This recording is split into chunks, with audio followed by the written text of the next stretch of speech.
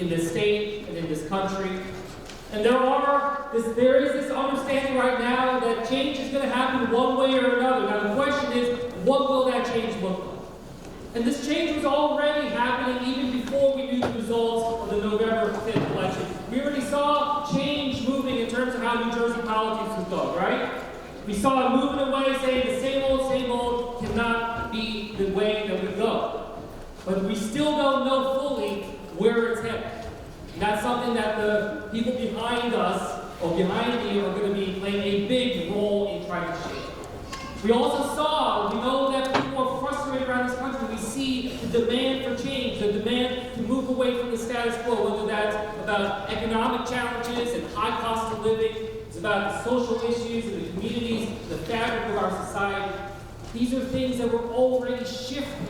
The question is, what are we going to do to be able to focus on? And of course, we see each and every day, each and every hour and minute, what is happening down in Washington, D.C., what's happening down at the Capitol, what is happening at the White House. And I can assure you, you're seeing the same things that we're seeing all across this country. People are worried, sick about this.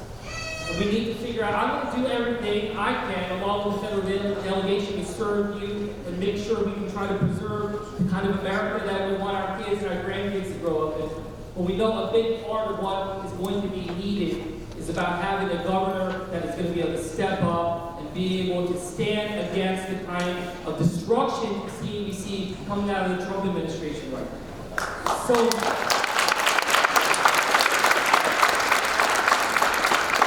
I just wanted to frame it in that way. You understand change is happening no matter what. We cannot just say we're not taking a position and therefore feel like we can be neutral in it. Things are all shifting beneath our feet, and the question is, how are we going to adapt? And that's going to be a big part of how we talk about it today. I'm really grateful to have this opportunity to work alongside so many incredible organizations that have been in this fight for years, trying to have a change that we deserve to have in this state. And I can also say I'm really happy to be able to stand up here, not as a candidate running statewide anymore. With that being said, as someone who has run recently statewide, I just have to say I have an enormous amount of respect for the four people behind us, for the candidates stepping up, because I know how difficult it is.